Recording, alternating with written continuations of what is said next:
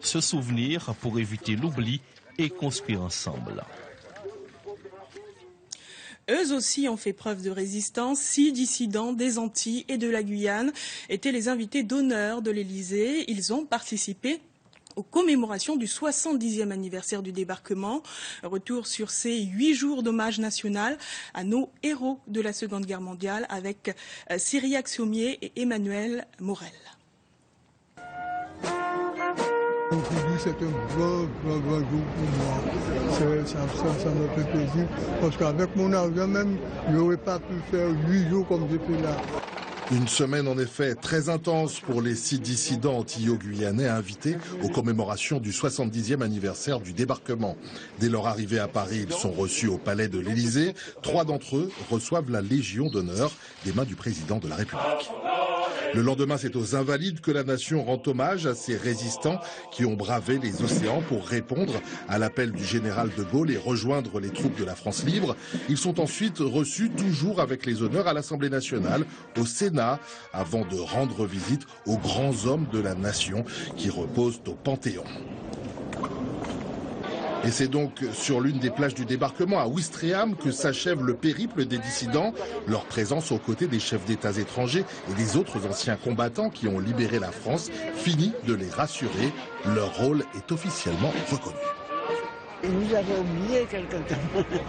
Maintenant, ils ont récupéré. Tout en étant des petites gens, on a quand même aidé la France. À travers eux, ce sont les quelques 2500 dissidents des Antilles et de la Guyane qui ont donc été honorés. Les survivants peuvent maintenant repartir en toute tranquillité. Et la France aura mis près de 70 ans à reconnaître ces hommes et ces femmes de l'ombre qui ont pourtant activement participé à la libération de la France lors de la Seconde Guerre mondiale. Au péril de leur vie, plus de 4000 Antillo-Guyanais ont résisté à la domination nazie. Revenons sur ce pont d'histoire souvent occulté avec nos confrères de France 3. Au nom de la République française, nous vous faisons chevalier de la Légion d'honneur. 70 ans. Cela faisait 70 ans que Jeanne Cataillé attendait que la France reconnaisse enfin sa participation à la libération de la nation en 1945. Rémi Oligny, Salinière Ségor et bien d'autres ont été pendant trop longtemps les oubliés de cette Seconde Guerre mondiale. Aux Antilles-Guyane, le régime de Vichy instaure un climat de répression. À partir de 1942, l'opposition locale s'organise. Ce qui nous a décidé à partir, c'était la loi de Vichy qu'on ne pouvait pas supporter. Le général nous a dit de passer par les îles anglaises. Venez me trouver.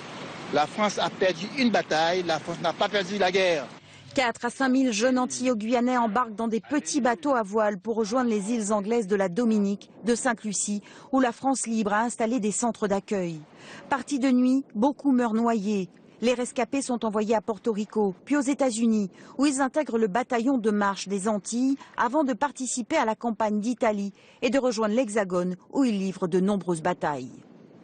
C'est après 73 ans qu'on s'est souvenu qu'il y avait 2 ou 3 imbéciles qui avaient été sauvés la France. Et je pense surtout aux camarades qui sont restés dans le canal de Sainte-Lucie.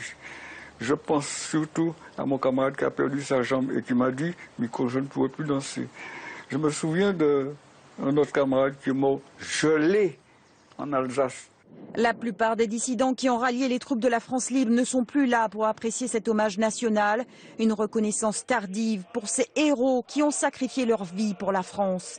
Cette plaque commémorative installée dans la cour du Dôme des Invalides donne officiellement à ces dissidents ultramarins leur véritable place dans l'histoire.